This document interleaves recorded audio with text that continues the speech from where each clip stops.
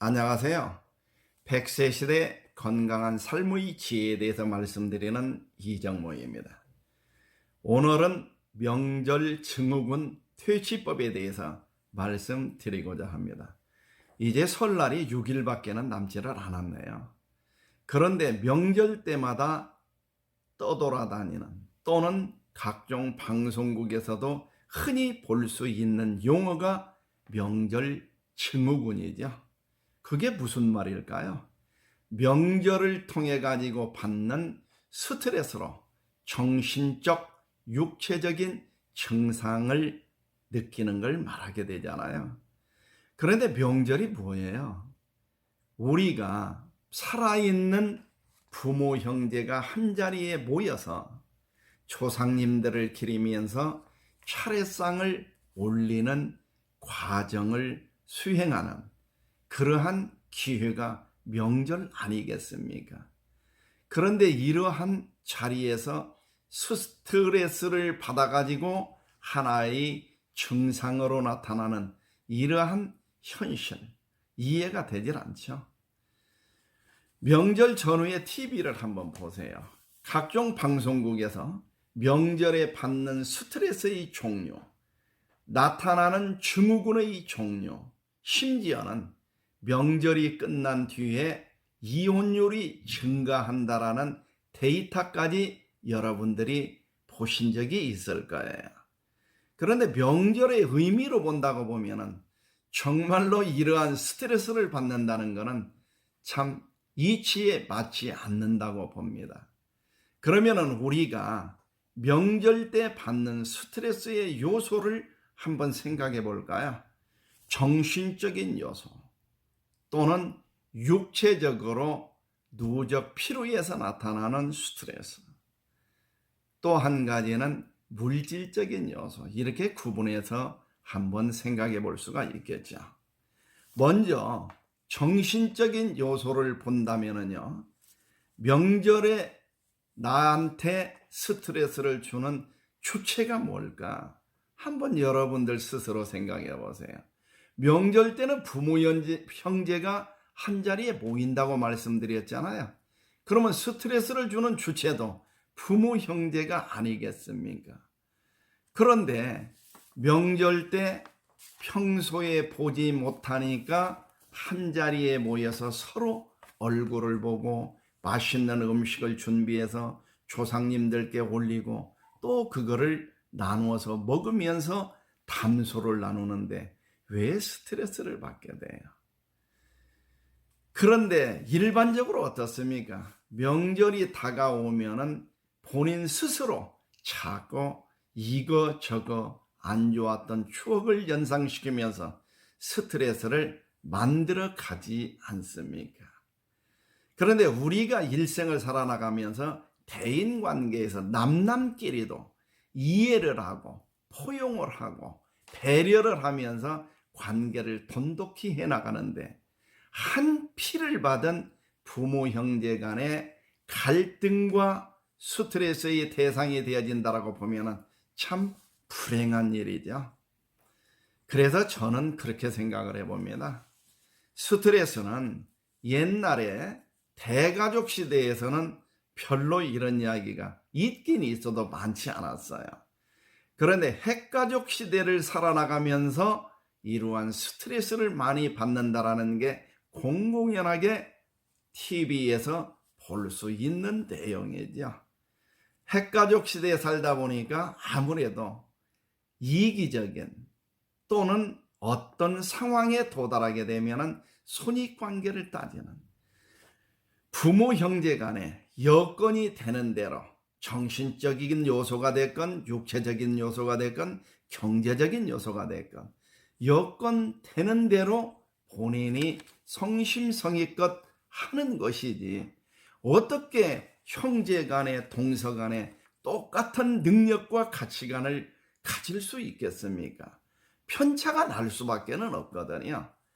그러면은 남남 간에도 그거를 이해를 하면서 부모, 형제, 동서 간에 이해를 못한다라는 것은 만물의 영장이라고 일컫는 인간으로서는 이해가 되지 않는 일이죠. 제가 오늘 여러분들께 말씀드리고자 하는 거는요, 정신적으로 받는 스트레스는 내 가치관을 조금만 바꿔주시고, 조금만 더 내가 내 형제들이나 내 동서들보다도 무언가 할 수 있다라고 보면은 그거를 행복이라고 생각을 해주세요. 할 수 있다라는 거 얼마나 즐거운 일이며 행복합니까? 나눌 수 있다라는 거, 나눔 과정에서 얼마나 행복하시겠습니까? 그런데 나는 이렇게 하는데 동생은, 형은, 형님은, 아우는, 언니는, 동생은 어떻게 하는가? 이거를 따지지 마세요. 저도 일평생 공직 생활을 하고 귀농에서 11년 차 사업을 하다 보니까 사업이 곧 장사잖아요. 그러나 장사꾼들도 요즘은 손익관계를 계산할 때 그렇게 야박하니 따지지 않습니다.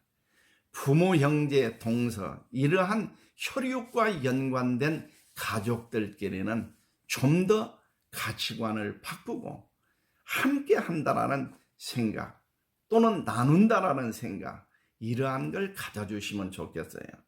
여러분들, 피가 물보다도 진하다는 말에 부정을 하실 분들도 극소수는 있겠으나 10중 8구는 부정할 분들이 계시지 않을 거예요.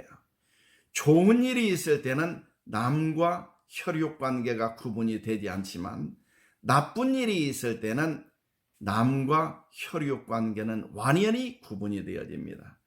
진정으로 마음의 위로를 해주면서 내가 무엇을 도와줄 수 있으며 역할을 할 수 있을까 고민하는 것은 그래도 혈육지관, 그와 연관된 가족들이라고 생각을 하시면 됩니다. 두 번째, 육체적인 문제는요, 여러분들이 휴가철에 휴가를 한번 떠나보세요. 요일이 잘못 선정을 할 때 또는 어쩔 수 없는 요일에 출발을 할 수밖에는 없을 때 길거리에서 하루를 보내면서도 여러분들 스트레스 받는다라는 생각을 하지 않을 거예요. 그러면 여행을 갈 때의 고통보다도 부모 형제와의 함께하는 고통이 더 스트레스를 많이 받는다면 그거는 어느 도단일 거예요. 그리고 명절 때 여러분들이 육체적으로 힘들다라고 하는 게 많아봐야 이틀 전후일 거예요. 그러면은 1년 따져서 우리 민족의 대명절 2번을 기준한다고 보면은 5일 전후가 힘든 상황이 되어질 건데요.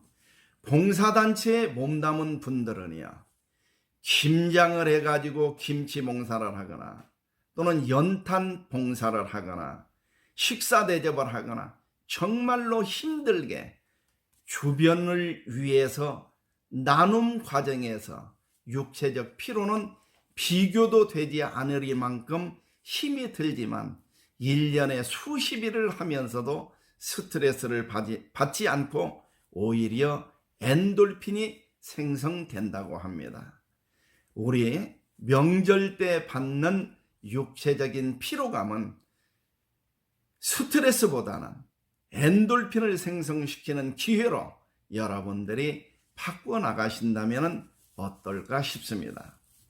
세 번째는 물질적 요소인데요. 부모 형제나 내가 신세를 진 어른들이나 또는 상대 어떤 분들에게 선물을 할 때요, 요즘 하루 세 끼 굶고 힘든 분들 계시기는 해도 그렇게 많지는 않잖아요. 그래도 어떤 선물을 받을 때는 가격을 가지고 논하는 사람은 거의 없다라고 생각하시면 됩니다. 얼마나 정성과 마음이 깃들어 있느냐, 이게 소중하죠. 명절 때 경제적인 내가 여유가 없어. 그러면은 찾아뵙고 따뜻한 미소의 인사말 또는 전화를 걸어서 내 마음을 전달을 한다고 보면은 그 하찮은 선물 몇 푼 주고 하는 것보다도 훨씬 선물을 받는, 인사를 받는 그 상대방은 더 만족해 하시게 될. 오늘 방송을 하다가 전원이 살짝 꺼졌다가 다시 하게 되네요. 그래서 여러분들 금년 설에는 가족과의 갈등 또는 스트레스의 요소 이런 거를 싹 한번 머릿속에서 비우시고 조금 가치관을 바꾸시고요. 내 사랑하는 부모 형제가 이 세상을 떴을 때 눈물을 흘리면서 그러한 후회를 하시지 말고 서로 볼 수 있을 때 함께하고 나눔을 같이 하면서 스트레스가 엔돌핀으로 바뀌는 그러한 명절이 되시기를 바라겠습니다. 금년 설날에는 여러분들 가정에 화목과 엔돌핀 많이 생성되는 기회가 되어 건강한 명절 선물이 여러분들 각자에게 돌아갈 수 있는 그러한 설날이 되기를 기원 드리겠습니다. 건강하고 항상 행복하세요. 감사합니다.